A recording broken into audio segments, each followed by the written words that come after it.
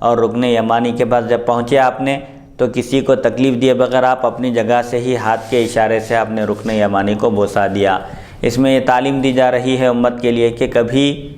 اپنے قول اور فعل سے یا اپنی زبان اور ہاتھ سے کسی کو تکلیف نہیں پہنچانا چاہیے۔ حجر اسود کو بوسہ دینا سنت ہے۔ عام طور پر لوگ ایک سنت کو ادا کرنے کے لیے حرام کا ارتکاب بیٹھتے ہیں، جیسے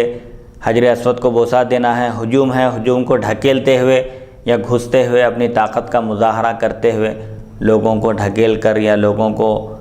گرا کر وہاں تک پہنچتے ہیں اور حجر اسود کو بوسہ دیتے ہیں۔ یہ قطعاً درست نہیں ہے۔ ایذا پہنچانا، کسی کو تکلیف پہنچانا شریعت میں حرام ہے، لہٰذا ایک سنت کو ادا کرنے کے لیے حرام کا ارتکاب کرنے کی قطعاً اجازت نہیں ہے۔ لہٰذا اگر کوئی شخص حجر اسود تک نہیں پہنچ سکتا ہے، ہجوم ہے، بھیڑ ہے، ازدحام ہے، تو ایسی صورت میں ہاتھ سے اس کو بوسہ دے اور ہاتھ کو چوم لے۔ اگر یہ بھی ممکن نہ ہو تو ایسی صورت میں صرف ہاتھ کے اشارے سے اس کو بوسہ دے دور سے ہی، تب بھی کافی ہے۔ اور حجر اسود کو بوسہ دینے کے سلسلے میں ایک واقعہ بھی غالباً اس سے پہلے بھی ذکر کیا گیا کہ ایک بادشاہ، غالباً عبد الملک یا مروان، کوئی ایک بادشاہ گزرا ہے بنو امیہ کا، حج کے بعد حجر اسود کا بوسہ دینے کے لیے وہ انتظار میں ہے کہ مجمع اگر چھٹ جائے، لوگ یہاں سے ہٹ جائیں تو میں حجر اسود کو بوسہ دوں۔ ہجوم ہے اور بادشاہ ہے، وقت ہے، یہ انتظار کر رہا ہے۔ اتنے میں ایک بزرگ شخصیت وہاں پر تشریف لائے، لوگ دیکھتے ہی خود بخود ان کو موقع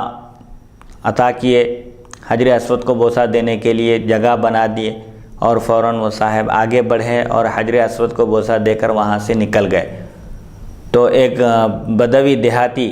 دور دراز سے بھی لوگ جو حج کو آتے تھے، ان میں سے ایک شخص نے پوچھا کہ یہ کون بزرگ ہستی ہے